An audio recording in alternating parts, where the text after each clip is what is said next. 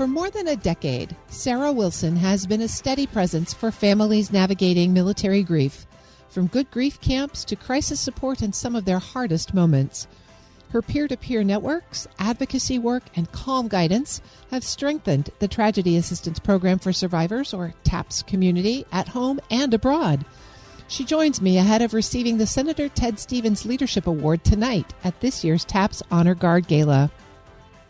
Sara, it is so great to have you on the show. Thanks for joining me. That was a pleasure. Thank you for having me here, Terry. You are receiving a really important award this evening, the 2026 Ted Stevens Award for Leadership from the Tragedy Assistance Program for Survivors. That award is really born out of deep personal loss for you. Can you tell us a little bit about your own experience and how you came to TAPS, what it's meant to you?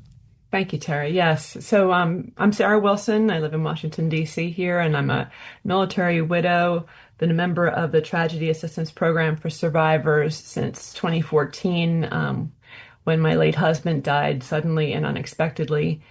And my children were ages 2 and 6 at the time. And I really felt very much alone in that I didn't have other peers who were going through that same experience. It's pretty unusual to lose your husband that young. And so to me, over the past 12 years, being part of TAPS, being part of this community of hope and healing, where we can share with each other our lessons learned, we can help each other integrate our loss into our lives, and be ready to move forward with helping others to go through that same experience. The TAP leaders say you embody the peer support model that's at the heart of the organization. What does that look like when you're trying to create space for, as you just said, kind of honest grief and connection in your day-to-day work with surviving families? The peer model, I've never been more impressed with the peer model than I have been going through these past 12 years of grieving my husband and helping others grieve their loss. There's something to be said for walking in the same shoes as someone else.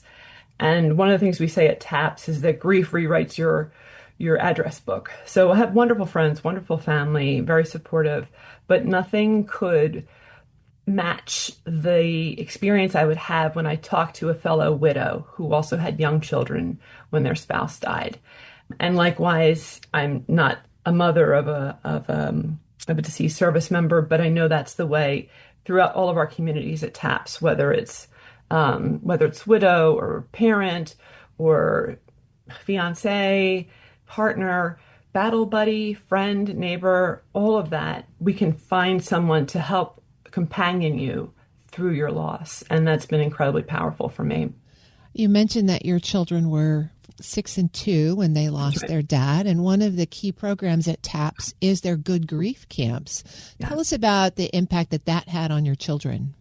It was huge. So my husband died in February of 2014, and 3 months later, I found myself at the TAPS National Seminar, Military Survivor Seminar. We have it every Memorial Day. I'm from New Jersey, so Memorial Day used to be going down the shore. And since 2014, it's been going to Arlington and being with 1,000 of my fellow survivors. And for my children, it was huge. So my baby was too young to go to grief camp, but when he was able to, and he started, my 6-year-old hadn't really spoken my husband's name, we were all just very much in shock. And after a Good Grief camp, where she was able to have other kindergartners be with her and talk to her about how they were feeling, and she could share how she was feeling, and all of it in a very safe environment, paired one-on-one with military mentors. After that grief camp, she started talking about her feelings more. She would say, "Daddy." She would talk about my husband. And over the years, she's actually going into her last year of Good Grief camp this year. She graduates. We have a huge graduation ceremony.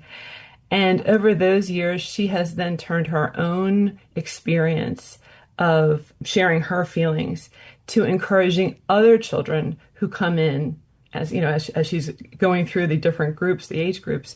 She's been able to share her own experience and help encourage them to share their feelings.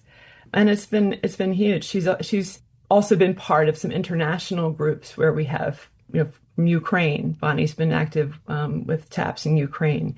And so it's not just with American children, but it's learning from others as well in other cultures on how we can express our feelings, how we can integrate our loss into our lives. And for children, I mean, it's just critical. I'm speaking with Sara Wilson. She's a military widow, and she's the 2026 recipient of the Senator Ted Stevens Leadership Award from the Tragedy Assistance Program for Survivors. Sara, one of the features in the award nomination that I read was a remark about your advocacy on Capitol Hill and how that has shaped policy conversations and really some pretty significant legislative activity. What drives you to bring survivor voices into those rooms, and what do you hope lawmakers hear when you speak on behalf of these families? So I credit TAPS with forming a very robust advocacy program that features us coming onto Capitol Hill from all 50 states, District of Columbia, from all over the country, to share with lawmakers about what our sacrifice, our loved ones' sacrifices, has meant. We're in a post-draft world, and so 2 million people are serving in the military right now, active duty and reserve, out of 342 million people in this country. Our loved ones have earned benefits that they may not be familiar with, that they may be jeopardizing by not supporting certain legislation, or that they may not be even aware of. And so it's important for us to share our voices so that not only for ourselves, but also for everyone coming behind us, that they don't have to fight on top of everything else, on top of the grieving and everything else. You stepped into some pretty difficult situations, including supporting families after the tragic shooting of 2 National Guardsmen in Washington, D.C. How do you approach those moments when families really are facing their darkest hours? I think the most important thing that I've learned from TAPS is just to be willing to sit with people in that moment. So I express who I am, what I've been through.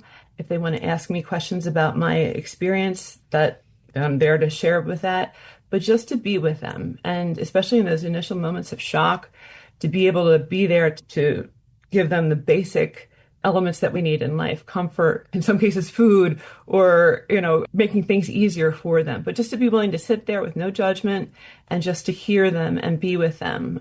Sometimes that means more than saying words. Well, we've got new families who are mourning the loss of service members who've been killed in our recent operations in the Middle East. What do you want them to know about TAPS and the resources that are available to them now? Yeah, thank you for that question. I mourn for all of those families, and all of us in the TAPS community do. I want to make sure those families know TAPS is here for them 24/7, whether it's going to be tomorrow, whether you're not ready for a year, whether you're not ready for 10 years. We will always be here. We are a family, and I would encourage them to reach out to us at taps.org, TAPS.org. We have an 800 number, 1-800-959-TAPS. 24/7, someone, not an AI, not an answering machine, someone picks up that phone and listens to whatever it is that's on your mind. I would really encourage, especially if the families have just, children, and every member in the family is welcome at TAPS. If you're grieving the loss of a military loved one, TAPS is there for you. And as you prepare to receive this award tonight, and you think back on your journey from grieving widow to national advocate, how does that resonate with you? What's next for you? I don't know what's next for me, but I love that I have an inflection point here to think about just how much I've gone through, but also how much I've processed, how much I've integrated, how much I've learned. And, I've got 2 thriving children, which I never would have thought I would have when my husband died out of the blue. That to me means as much, if not more than the award. I'm grateful for the award. I think it could have been given to a million other of us at TAPS. We're a group of doers. So I'm very honored to be receiving the award tonight. But I have to say, I feel very grateful for the experience I've had with my fellow TAPS members who've encouraged me and who've given me so much. I've been speaking with Sara Wilson. She's a military widow, and she's the 2026 recipient of the Senator Ted Stevens Leadership Award from the Tragedy Assistance Program for Survivors.